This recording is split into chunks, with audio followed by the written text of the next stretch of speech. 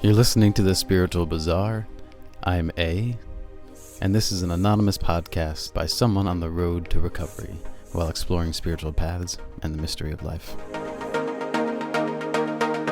Malosi, Industria, Luth, Energia, Orja, Orca, Damarta, Ki, Chi, Energy.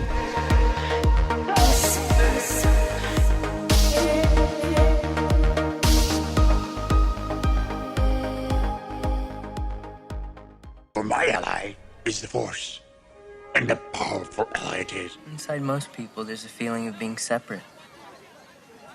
Separated from everything. And And they're not. They're part of absolutely everyone. And everything. everything. I'm part of this tree. Part of Zach barking over fences. You're telling me that I'm part of some fisherman in Italy on some ocean I've never even heard of? No, some guy sitting on death row. I'm part of him too. You don't believe me? It's hard to believe that. The Force? Now, the Force is what gives the Jedi his power. It's an energy field created by all living things. It surrounds us and penetrates us. It binds the galaxy together. Come here, everybody, gather closely. May I use your glasses? Well, let's call it an experiment in energy.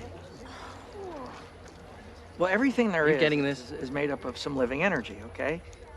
See, now all this is kind of a dance or a partnership between the energy coming from me and the energy of the plastic. The study of a living, active brain would tell us volumes. All right, so if you were to do this operation, would it most likely kill me or at least shorten my life? George, I'm asking you to try and see the larger picture. Mm-hmm. To realize what you have to offer to us, the ones you're leaving behind. You could be our greatest teacher, George. I can be your biographer, in a sense. I can present you to the world.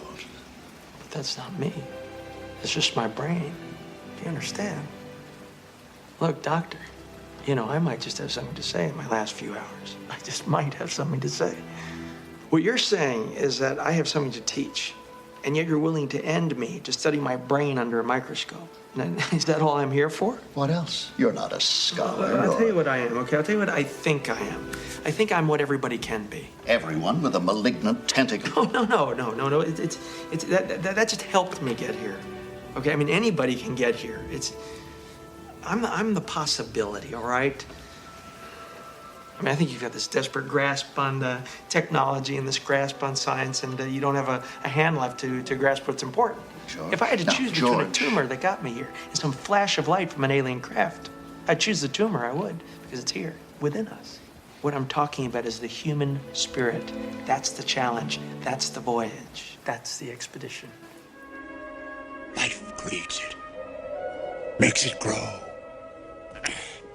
Its energy surrounds us and binds us. Luminous beings are we, not this crude matter. You must feel the force around you.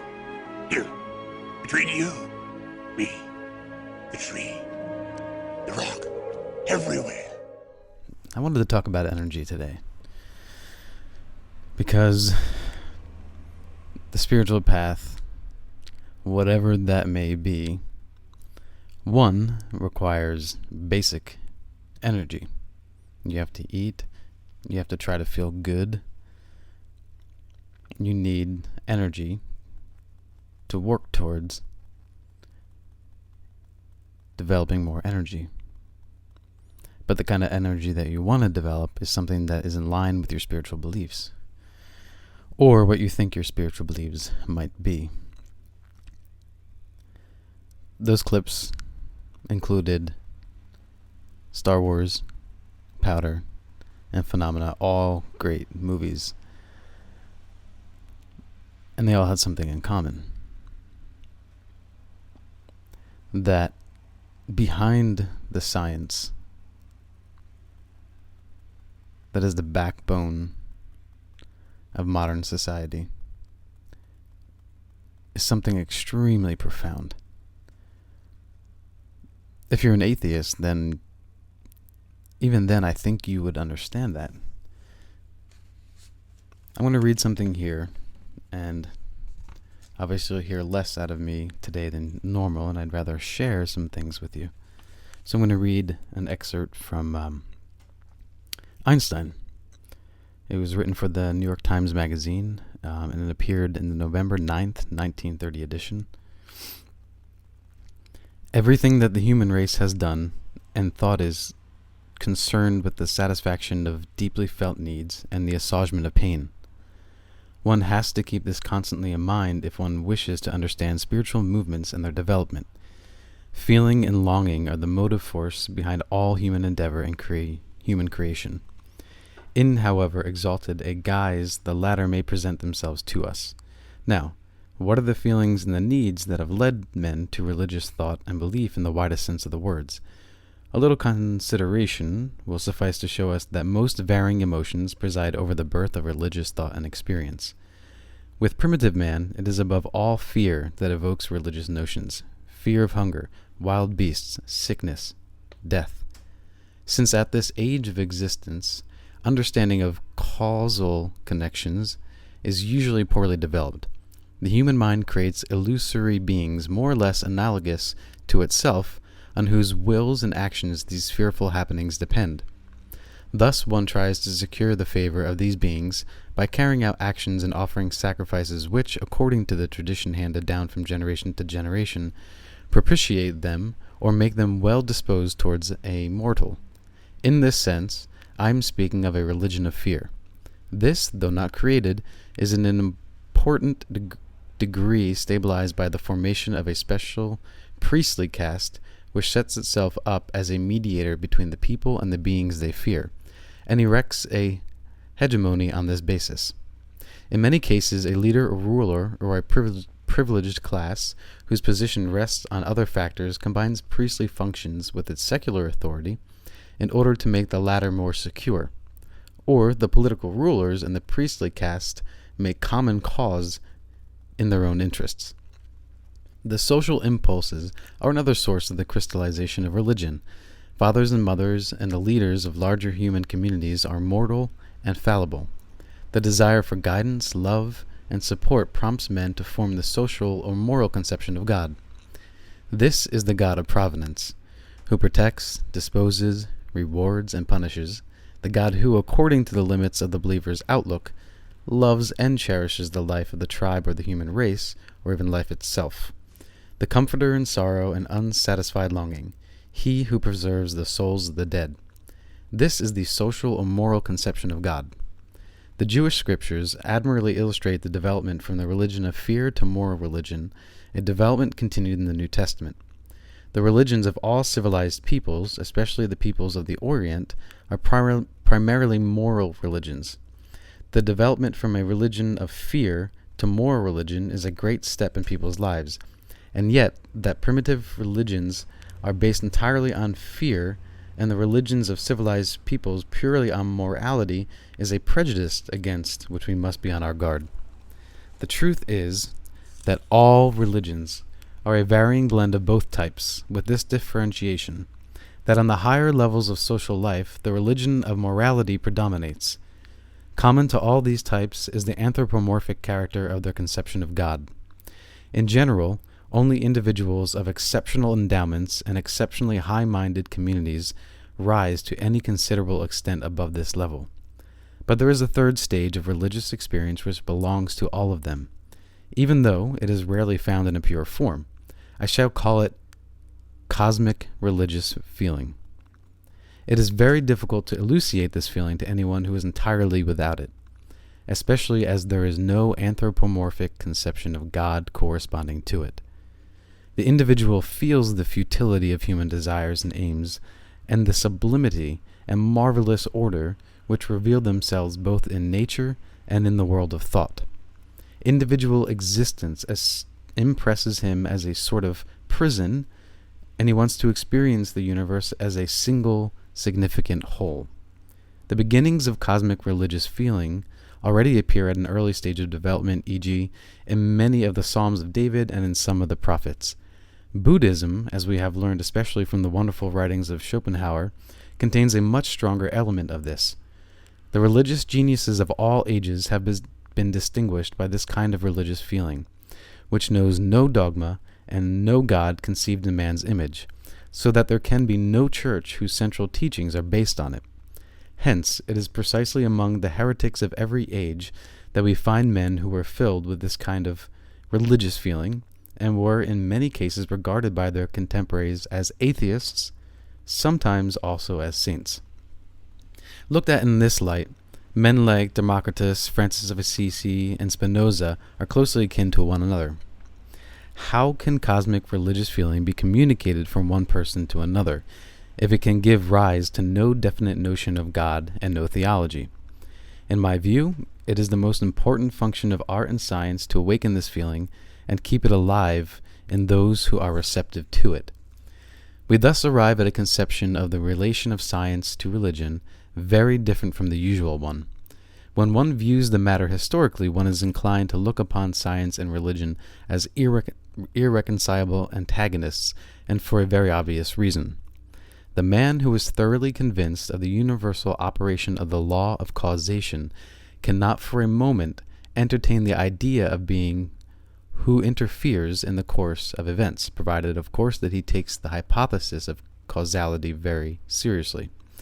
He has no use for the religion of fear, and equally little for social or moral religion. A God who rewards and punishes is inconceivable to him for the simple reason that a man's actions are determined by necessity, external and internal, so that in God's eyes he cannot be responsible any more than an inanimate object is responsible for the motions it undergoes. Science has therefore been charged with undermining morality, but the charge is unjust. A man's ethical behavior should be based effectually on sympathy, education, and social ties and needs. No religious basis is necessary. Man would indeed be in a poor way if he had to be restrained by fear of punishment and hope of reward after death. It is therefore easy to see why the churches have always fought science and persecuted its devotees. On the other hand, I maintain that cosmic religious feeling is the strongest and noblest motive for scientific research. Only those who realize the immense efforts and, above all, the devotion without which pioneer work in theoretical science cannot be achieved are able to grasp the strength of the emotion out of which alone such work, remote as it is from the immediate realities of life, can issue. What a deep conviction of the rationality of the universe, and what a yearning to understand! Were it but a feeble reflection of the mind revealed in this world, Kepler and Newton must have had to enable them to spend years of solitary labor in disentangling the principles of celestial mechanics. Those whose acquaintance with scientific research is derived chiefly from its practical results easily developed a completely false notion of the mentality of the men who, surrounded by a skeptical world, have shown the way to kindred spirits scattered wide through the world in the centuries. Only one who has devoted his life to similar ends can have a vivid realization of what has inspired these men and given them strength to remain true to their purpose in spite of countless failures. It is cosmic religious feelings that give a man such strength. A contemporary has said, not unjustly, that in this materialistic age of ours, the serious scientific workers are the only profoundly religious people. Coming from my perspective, this resonated with me really, really well. I have always flirted with atheism. I've mentioned that before. But I'm always haunted by this sense of a universal life force, whatever that is.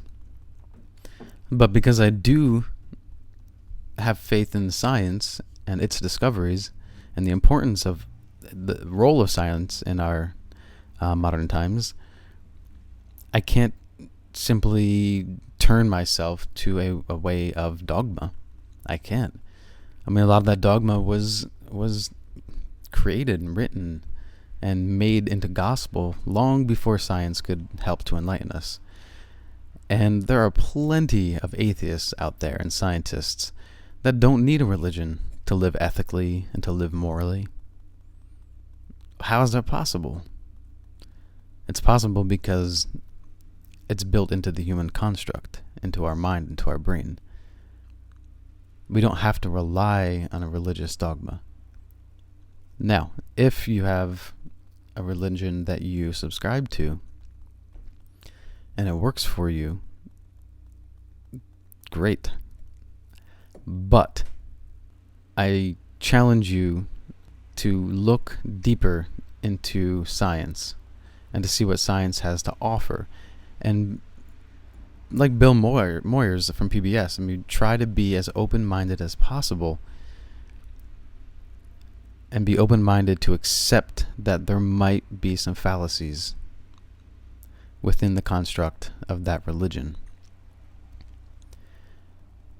But the one thing I think we all can agree on, whether you're dogmatically religious or agnostic or quote-unquote spiritual, is that there is something going on.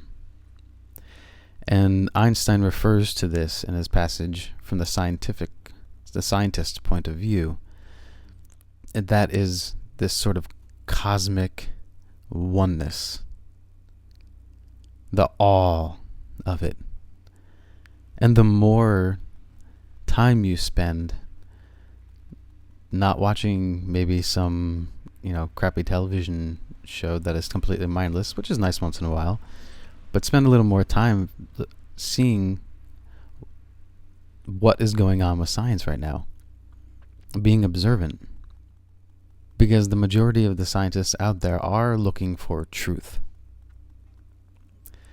Now, scientific facts alone by themselves may not seem to offer very much for someone who is seeking a spiritual recovery or spiritual path of their own. But that's only if you're scratching the surface. All you have to do is look up at the stars at night, if you can. Or just stare at a leaf for a while. And you can kind of feel it. That awe. And there is a religiosity in some scientists and in atheism that some people use against the atheists because they claim that they are biased. But why would you even feel the need to attack the atheist or the scientist? If you have comfort in your own belief, then let them be. If they're living a morally and, high ethical life, then that's good for them. That works for them. I don't know if you've ever seen episodes of anything with Neil deGrasse Tyson. Now, on the one hand, he comes off as a complete atheist, and then on the other hand, the way he speaks of science and his awe of the wonder of the cosmos, great series by the way, is almost religious. It gives him some sort of sense of meaning or purpose. And that's where it ties into these ideas of the Force, like in Star Wars, or the sense of oneness that one has at that random moment in time. Maybe sitting on the beach. Maybe they were doing a psychedelic. Maybe they were having a conversation with a friend or someone close to them, and they just sort of had that moment, and you can feel it. I wonder if I can tap into that more often, and that's my hope. Because I feel like when I do tap into that, somehow I start thinking more clearly. So it doesn't matter whether you're, a drug addict, alcoholic, or not, and you're just keeping yourself open to being a better person, somehow the action of seeking a spiritual path for you and working that path and taking the steps that you need to take and then getting that moment. It doesn't matter who we are, where we come from, what our beliefs are.